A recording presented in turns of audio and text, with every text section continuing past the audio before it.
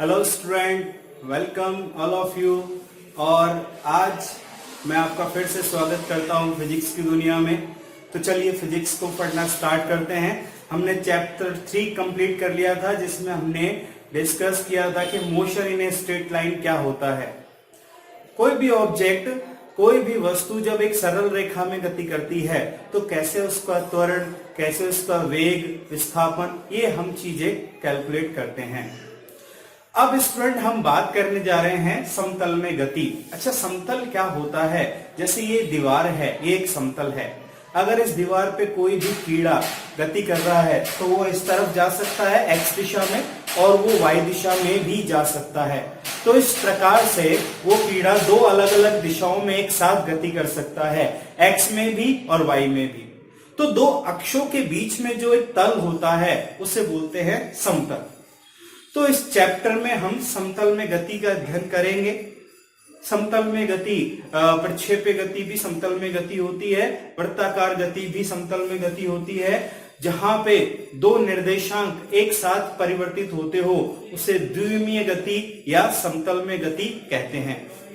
हमने गति की परिभाषा में ये पहले पढ़ चुका है कि दो निर्देशांक एक्स वाई या एक्स जेड या वाई जेड, कोई भी दो निर्देशांक अगर एक साथ परिवर्तित हो रहे हो तो उस प्रकार की गति को हम बोलेंगे समतल में गति। चलिए सबसे पहले इसमें स्टार्ट करते हैं। अब क्योंकि समतल में गति हम लोग पढ़ रहे हैं और इसमें हम लोग बात करेंगे दिशा के बारे में, तो यहां पे हम पढ़ लेते हैं अदिश व सदिश। अदिश व सदिश क्या होता है? तो सबसे पहले हम बात कर रहे हैं अदिश। ऐसी भौतिक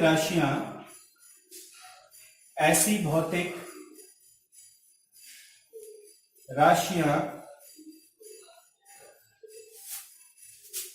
जिन्हें व्यक्त करने के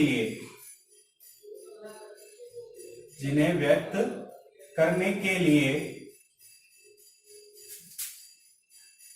केवल परिमाण की आवश्यकता हो,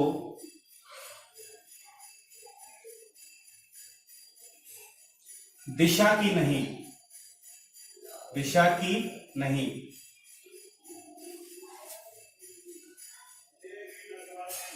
अदिश राशियां कहलाती हैं।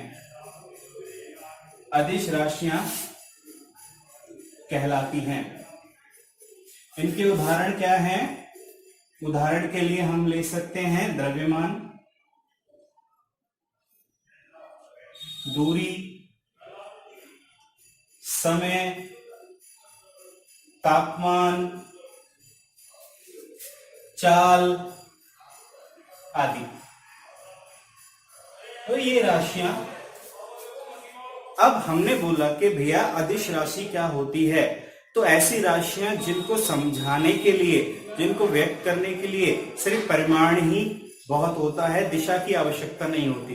परिमाण क्या होता है? इसका मान। जैसे हम बाजार गए और हमने दुकानदार को बोला भैया 1 किलो चीनी दे दो, वो 1 किलो चीनी दे देता है। क्या उसने हमसे दिशा पूछी कि उत्तर दिशा में दूं या दक्षिण दिशा में? नहीं। तो क्या उसकी पूरी बात समझ में आ गई? जो द्रव्यमान हमने उसको बताया उसको समझ में आ गया? हाँ भाई, समझ में आ गया, तभी तो उसने हमें 1 किलो चीनी दे दी। तो इसका मतलब ये है कि किसी भी वस्तु का द्रव्यमान बताते वक्त हमें दिशा बताने की जरूरत नहीं है। हम पूरे की पूरी अच्छे से व्यक्त कर सकते हैं उस राशि को सिर्फ परिमाण की सहायता से। तो दिशा बताने की आवश्यकता नहीं है। इसी तरह से मान लो हमें फीवर हो गया, हम डॉक्टर के पास गए और डॉक्टर ने हमारा टेम्परेचर नापा, तापमान नापा और उसने बोला भैया 103 डिग्री है। तो हम समझ गए कि 103 डिग्री बुखार ज्यादा होता है। तो क्या तापमान को बताने के लिए दिशा की आवश्यकता होती है? क्या वो साथ में दिशा भी बताता है? इस दिशा में 103 डिग्री बुखार है? नहीं बताता। तो एक बात और समझ में आई क्या? कि तापमान को बताने के लिए भी दिशा की आवश्यकता नहीं होती, सिर्फ परिमाण बता दो। तो तापमान भी कैसी राशि हो गई? एक अदिश राशि। उसके बाद हमने बोला कि भैया ये क्लास जो है वो आधा घंटे चलेगी।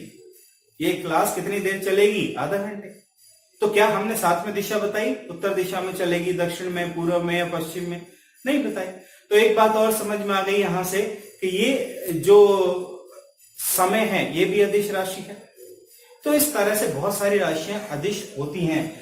हमें उनको समझाने के लिए दिशा की आवश्यकता नहीं होती, सिर्फ परिमाण ही काफी होता है। तो ये हमने अदिश राशियों का समझ लिया। हम देखते हैं कि हमारी बाइक जो है वो पूरे दिन में 20 किलोमीटर चली। क्या हम, कोई पूछता है भैया कितनी बाइक चल गई? 20 किलोमीटर। क्या हम दिशा बताते हैं साथ में? दिशा नहीं बताते। तो बहुत सारी राशियां हैं जिनको व्यक्त करने के लिए परिमाण ही काफी होता है, दिशा को बताने की जरूरत नहीं पड़ती। तो वे भौतिक राशियां जिन्हें व्यक्त करने के लिए परिमाण ही बहुत होता है, परिमाण ही काफी है, दिशा बताने की आवश्यकता नहीं होती, ऐसी राशियों को हम बोलते हैं अदिश। जैसे कि नाम से पता लग रहा है अदिश, जिसमें दिशा ना हो। तो ये कुछ राशियां हैं जिनमें दिशा की आवश्यकता नहीं होती। अब बात करते हैं सदिश।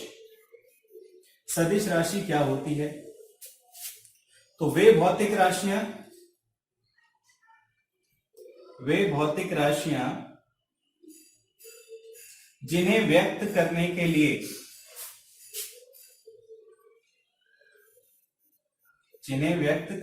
लिए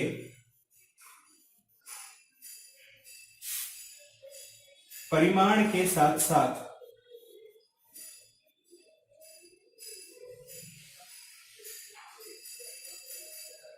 दिशा की भी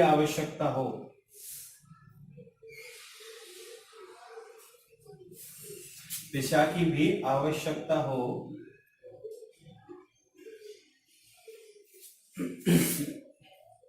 उन्हें सदिश राशियां कहते हैं। भौतिक राशि के बारे में तो आप जानते हैं ना, भौतिक राशि क्या होती है? ऐसी राशियां जिनको नापा जा सके, वो भौतिक राशियां कहलाती हैं। तो सदिश और अदिश जो है वो भौतिक राशियों के लिए ही होते हैं, हर किसी के लिए नहीं। ऐसा नहीं पूछेंगे आपके सर ये पंखा सदिश है क्या अदिश है? पंखा कोई वस्तु है, कोई राशि थोड़ी है। राशि होती है लंबाई, क्षेत्रफल, आयतन। तो भौतिक राशियां वो होती है जिनको नापा जा सके। ठीक है, हम तो भौतिक राशि क्या होती है? ऐसी राशियां जिनको नापा जा सके, वो भौतिक राशियां कहलाती हैं। ठीक है, आयतन, लंबाई, और वो भौतिक राशियां जिन्हें व्यक्त करने के लिए परिमाण ही सफिशिएंट है, दिशा की आवश्यकता नहीं है, अदिश। और जिनमें परिमाण के साथ साथ दिशा भी व्यक्त करनी पड़ेगी, वो सदिश। इसके उदाहरण देख लेते हैं। उदाहरण के लिए विस्थापन, वेग, बल, त्वरण, बलाघूर्ण आप आगे पढ़ेंगे, आदि बहुत सारी राशियां हैं। अब बात करते हैं विस्थापन की। विस्थापन का मतलब है दो बिंदुओं के बीच की स्थिति बताना। तो किसी ने हमसे रास्ता पूछा, हम चौराहे पे खड़े हैं और उन्होंने पूछा कि भैया हमें गौशाला जाना है। चौराहे पे खड़े हैं, हमने बोला भैया 2 किलोमीटर चले जाओ, गौशाला पहुंच जाओगे। वो 2 किलोमीटर चलता है लेकिन जगतपुरा पहुंच जाता है। ऐसा क्यों? ऐसा इसलिए कि हमने भैया दिशा तो बताई नहीं कि 2 किलोमीटर, चौराहे पे तो 4 दिशाएं जाती हैं, तो 2 किलोमीटर किस दिशा में जाना है वो तो बताया ही नहीं। तो क्या वो सही एड्रेस पे पहुंच जाएगा? नहीं। तो विस्थापन या किसी भी वस्तु या किसी भी बिंदु की स्थिति को व्यक्त करने के लिए क्या चाहिए? परिमाण तो चाहिए ही चाहिए 2 किलोमीटर, उसके साथ क्या चाहिए? दिशा। तो आप बताएंगे 2 किलोमीटर पूर्व की तरफ चले जाओ, तो वो सही एड्रेस पे पहुंच जाएगा।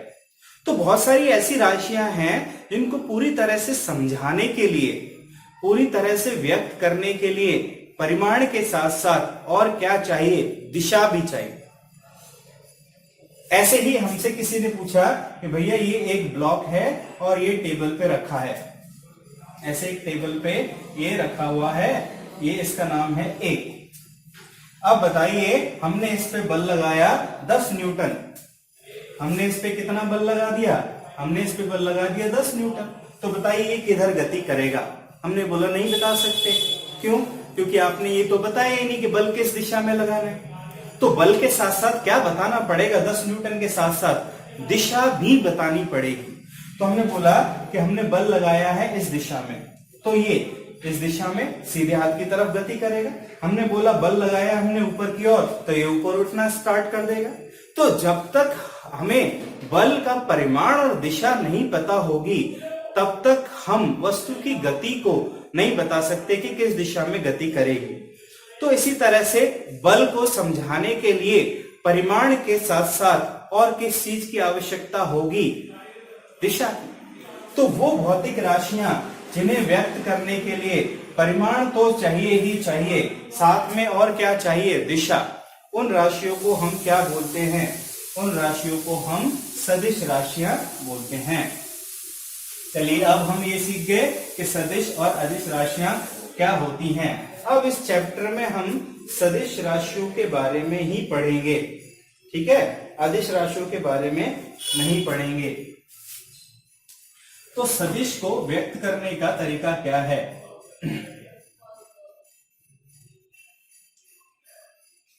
सदिशों का प्रदर्शन, सदिश को व्यक्त करने का तरीका क्या है? तो हमने बोला सदिश को व्यक्त करने का तरीका है कोई भी अंग्रेजी का अल्फाबेट लिखो, अक्षर लिखो और उसके ऊपर तीर का निशान लगा दो। इसको क्या पढ़ेंगे? सदिश ए। इसी तरह से अगर हमें बल को व्यक्त करना है, बल को इंग्लिश में बोलते हैं फोर्स, तो उसके ऊपर तीर का निशान लगा दो। इसको क्या पढ़ेंगे? सदिश एफ। तो सदिश को व्यक्त करने का तरीका क्या हो गया कि कोई भी इंग्लिश का अक्षर लिखो, कौन सी भौतिक राशि है उस पर निर्भर करता है। जैसे वेग है तो वेग के लिए v लिख देंगे, उसके ऊपर तीर का निशान लगा देंगे। तीर का निशान लगाने का मतलब क्या है कि इसमें दिशा भी है, और दिशा जिसमें होती है उसको बोलते हैं सदिश। तो सदिश को व्यक्त करने का तरीका क्या है? कोई भी अंग्रेजी का अल्फाबेट लिखेंगे और उसके ऊपर तीर का निशान लगा देंगे। ओके, ये बात समझ में आ गई। सदिश को ऐसे व्यक्त करते हैं। अच्छा, अब हमने बोला कि तीर का निशान क्या होता है। तो हम घर से निकलते हैं, हमें बहुत सारे तीर के निशान दिखाई देते हैं। ऐसा लिखा होता है इधर दिल्ली है, ऐसा लिखा होता है इधर अजमेरी गेट है, इधर टोंक फाटक है, और इधर मानसरोवर है, इधर जगतपुरा है, इधर मालवीय नगर है, और तीर के निशान लगे होते हैं। तो तीर के निशान क्या बताते हैं कि भैया इस दिशा में जाओगे तो मालवीय नगर पहुंच जाओगे। तो तीर के निशान क्या बताते हैं? दिशा को। तो यहां पे तीर के निशान लगाने का क्या मतलब है? हम दिशा को भी प्रदर्शित करेंगे, तो इसको बोलेंगे सदिश ए, सदिश एफ, सदिश वी। अक्षर कोई सा भी ले सकते हैं। और दूसरा तरीका क्या है? एक रेखाखंड के द्वारा, रेखाखंड के द्वारा भी हम व्यक्त कर सकते हैं। रेखाखंड के द्वारा कैसे व्यक्त करते हैं? एक रेखाखंड हमने बनाया, उस पर तीर का निशान लगाया। मान लो हम बल को प्रदर्शित कर रहे हैं, तो इस दिशा में कोई बल कार्य कर रहा है, उस बल का मान है मान लो 10 न्यूटन। तो ये जो लंबाई है रेखाखंड की, ये इसके परिमाण को प्रदर्शित करती है। जितनी ज्यादा लंबाई होगी, परिमाण उतना ज्यादा होगा उस सदिश राशि का। और ये जो तीर का निशान है, ये तीर का निशान उस सदिश की दिशा को व्यक्त करता है। ठीक है, अब हमने एक और बल यहाँ पे बनाया और उसको इतना लिख दिया। तो ये बल भी उसी दिशा में कार्य कर रहा है जो ये वाला बल कार्य कर रहा था, पर इसका परिमाण कितना है? 5 न्यूटन। परिमाण का मतलब क्या है? लंबाई। इसकी लंबाई आधी रह गई, तो इसका परिमाण कितना है? 5 न्यूटन। तो ये व्यक्त करने का तरीका हो गया। अब हम बहुत सारे सदिशों के बारे में बात करते हैं। अब हम बात करते हैं सदिशों के प्रकार।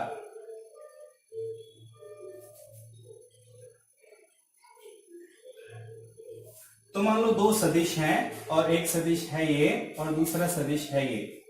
इस सदिश का नाम हमने रखा A और इस सदिश का नाम रखा हमने B। अगर दोनों परिमाण में समान है, अगर दोनों परिमाण में समान है और दिशा में भी समान है, तो उन्हें बोलेंगे एक समान सदिश। इक्वल सदिश या एक समान सदिश, दो सदिश एक समान सदिश कब कहलाएंगे? जब दोनों परिमाण में भी समान हो और दिशा में भी। क्यों? क्योंकि सदिश में दो चीज होती है। अब दो सदिश तो समान तभी होंगे, तो बताइए क्या ये दोनों सदिश एक समान सदिश हैं? सदिश ए और बी, यस, ये दोनों सदिश एक समान है क्योंकि दिशा दोनों की एक ही तरफ है और परिमाण भी बराबर है। क्या ये दोनों सदिश एक समान सदिश हैं? परिमाण तो बराबर है, परिमाण का मतलब लंबाई, कहीं भी बना दो पर लंबाई बराबर होनी चाहिए, लेकिन दिशा अलग अलग है। ये इस दिशा में काम कर रहा है तो ये इस दिशा में काम कर रहा है, तो ये दोनों एक समान सदिश नहीं है। अब बात करते हैं नंबर 2, विपरीत सदिश क्या होते हैं? विपरीत सदिश होते हैं परिमाण तो समान परंतु दिशा एक दूसरे से विपरीत। परिमाण तो समान परंतु दिशा एक दूसरे को ऐसा भी लिख सकते हैं -b। माइनस क्या व्यक्त करता है? दिशा उल्टी है। तो दो ऐसे सदिश जो परिमाण में तो समान हो परंतु दिशा में एक दूसरे के उल्टे हों, विपरीत हों, तो इस प्रकार के सदिशों को हम बोलेंगे विपरीत सदिश। अब बात करते हैं संरेखीय सदिश। संरेखीय सदिश क्या होते हैं? संरेखीय सदिश जो एक ही रेखा में आ जाएं, तो ये दो सदिश हैं, ये वाले, ये कैसे हैं? परिमाण अलग अलग है, दिशा एक समान है, लेकिन एक के ऊपर एक रखेंगे तो एक रेखा में आ जाएंगे। अगर एक रेखा में आ जाए संरेखीय सदिश है, दिशा और परिमाण से कोई लेना देना नहीं, एक रेखा में आ जाने चाहिए। ये दोनों सदिश एक के ऊपर एक रखेंगे तो एक रेखा में आ जाएंगे। ये सारे कैसे सदिश हैं? संरेखीय। लेकिन ये दो सदिश क्या संरेखीय सदिश हैं? ये दोनों संरेखीय सदिश नहीं है। क्यों नहीं है? क्योंकि ये दोनों एक साथ एक दिशा में नहीं आ पाते। इस तरह से बहुत और भी तरह के सदिश होते हैं। और शून्य सदिश होता है। शून्य सदिश क्या होता है? शून्य सदिश में परिमाण तो 0 होता है, परिमाण सदिश का क्या होता है? 0, और दिशा का कोई मतलब होता नहीं, दिशा अर्थहीन होती है। दिशा कैसी होती है? अर्थहीन। तो इस तरह से हम इनको देख लेते हैं।